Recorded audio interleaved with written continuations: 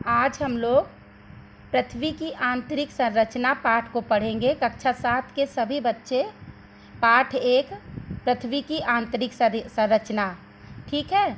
अच्छा, ये बताओ, किसी को ये मालूम है कि हमारी पृथ्वी बनी कैसे? कैसे पृथ्वी आई, कहाँ से आई, किसी को मालूम है?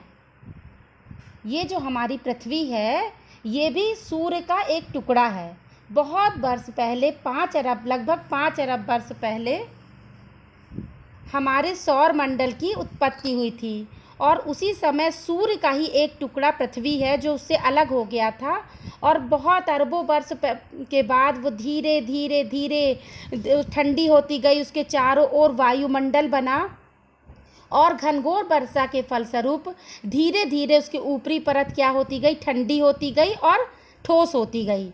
तो ये जो हमारी पृथ्वी है, जो हमको ऊपर से ठंडी, ठोस और कठोर दिखाई देती है, ये आज भी अंदर से गर्म है।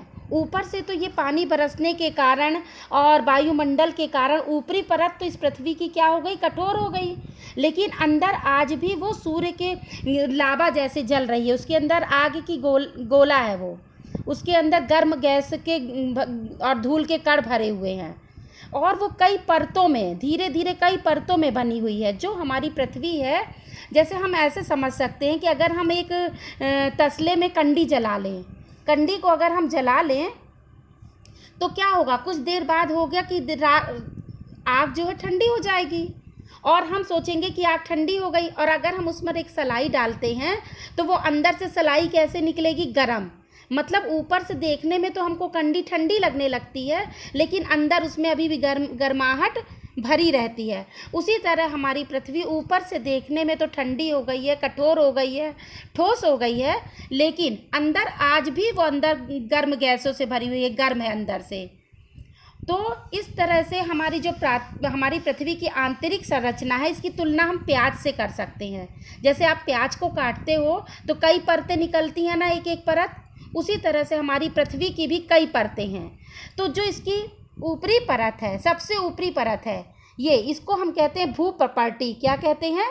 भूप्रपर्टी। जिस पे हम रहते हैं, खेती करते हैं, घर बनाते हैं, ये भूप्रपर्टी है। ये कठोर है, ठोस है ना, इस पे ही हम सब लोग रह रहे हैं। तो सबसे ऊपरी लेयर, जो सबसे ऊपरी परत है, उसका नाम है भूप्रपर्टी।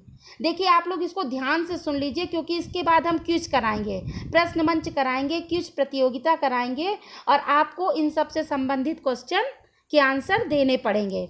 तो सबसे ऊपरी परत को क्या कहते हैं? भूप्रपर्टी। और भूप्रपर्टी के नीचे आता है जो 3 लेयर है इसकी, एक भूप्रपर्टी, एक मेंटल और एक क्रोड, 3 है। तो भूप्रपर्टी जो है सबसे ऊपरी लेयर है। दूसरी लेयर जो है मेंटल है। मेंटल की जो लेयर है, मेंटल की जो परत है, वो 2 भागों में बांटी गई है, ऊपरी मेंटल और निचला मेंटल। ऊपरी मेंटल और निचला मेंटल, ठीक है। मतलब मेंटल की जो परत है वो 2, उसका ऊपर का भाग को ऊपरी मेंटल कहते हैं और नीचे के भाग को निचला मेंटल। और सबसे बीच में जो हिस्सा आता है, जो हमको येलो कलर का दिख रहा है, जो आज भी सूर्य की रोशनी की तरह, सूर्य की तरह गर्म है और ये दहकता हुआ अंगारा है, ये इसका क्रोड कहते हैं। इसके भी 2 लेयर है, एक आंतरिक क्रोड जो बहुत ही ज़्यादा गर्म है और एक बाह्य क्रोड जो उससे थोड़ा सा कम है। इस तरह हमारी परतें तो 3 हैं, भूप्रपर्टी, मेंटल और क्रोड। लेकिन भूप्रपर्टी सबसे पहली ऊपरी परत है। दूसरी परत है ऊपरी मेंटल और निचले मेंटल को 2 भागों में बांटा गया है, ऊपरी मेंटल और निचला मेंटल।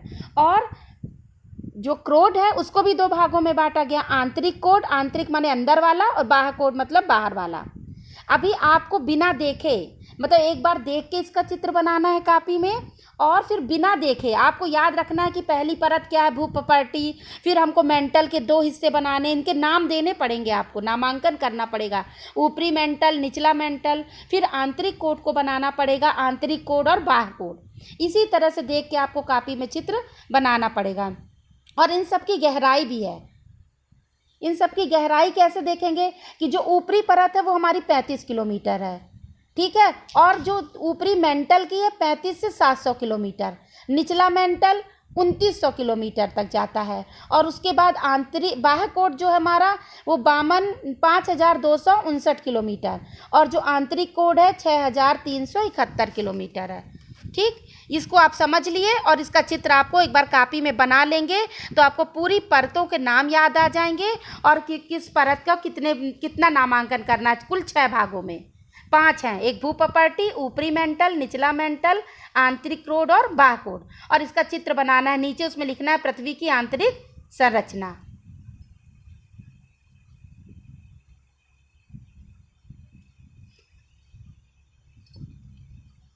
अब हम दूसरे पेज में आते हैं। एक पेज हो गया हमारा, दूसरे पेज में आते हैं कि अब हमारी पृथ्वी की ये तीनों परतों में किसको क्या और नाम से जाना जाता है, इनके बारे में थोड़ा डिटेल जानकारी लेते हैं। तो हमारी पृथ्वी अंदर से कितनी परतों में विभाजित है?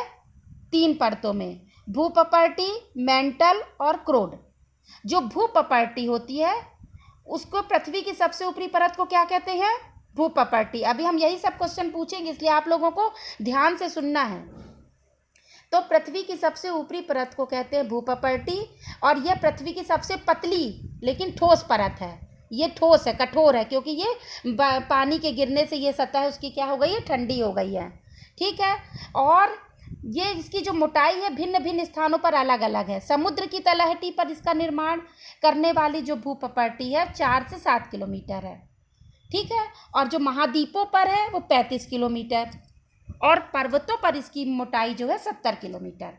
अब दूसरी चीज़ ध्यान रखने वाली बात यह है कि इस पृथ्वी की सबसे ऊपरी परत को जो भूपपर्टी कहलाती है, इसका एक दूसरा नाम भी है, उसको हम कहते हैं सियाल। अब ये सोचो कि इसका नाम सियाल क्यों पड़ा? इसलिए क्योंकि इसमें सिलिका और एल्युमिनियम पदार्थों की अधिकता है। इस परत में, जो हमारी पृथ्वी की ऊपरी परत है, इसमें सिलिका और एल्युमिनियम ज़्यादा पाया जाता है। सिलिका को SI लिखते हैं और एल्युमिनियम को Al। ठीक है, तो SI और Al ही मिलाकर के यहाँ पर बना दिया गया सियाल, इसलिए इसका नाम सियाल है। आपको याद रखना पड़ेगा कि भूपपर्टी का दूसरा नाम सियाल है। और सियाल क्यों पड़ा? क्योंकि इसमें सिलिका और एल्युमिनियम की अधिकता है, इन दोनों की। आप देखते होंगे कि ज़मीन में आपको बालू ज़्यादा दिखती है, बलुई मिट्टी है ना, और एल्युमिनियम इन सब के कारण कठोर हुई है। बालू के कारण मुलायम भी और कठोर भी है, इसलिए इसका नाम सियाल रखा गया है। अब आते हैं हम दूसरे पे, मेंटल। जो दूसरी परत हमने बताई थी आपको चित्र में, वो मेंटल इसको कहते हैं। इसकी जो परत होती है करीब 2900 किलोमीटर की गहराई तक होती है।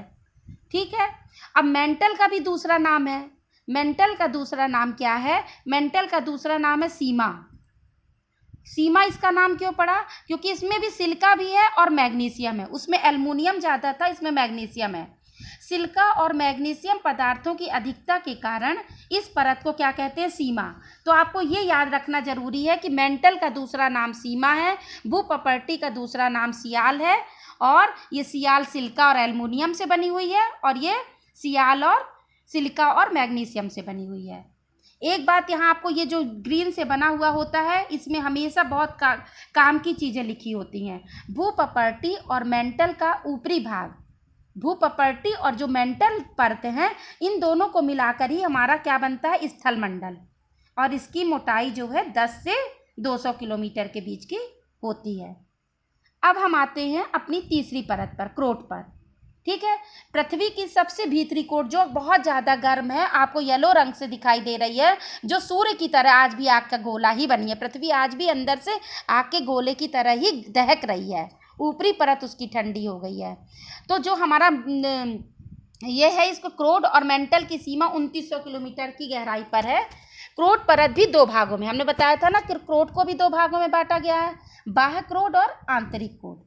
ठीक है, अब इसका भी तीसरा अलग नाम है। जैसे इन दोनों का, मेंटल और भूपपर्टी का नाम था, क्रोड का नाम है निफे।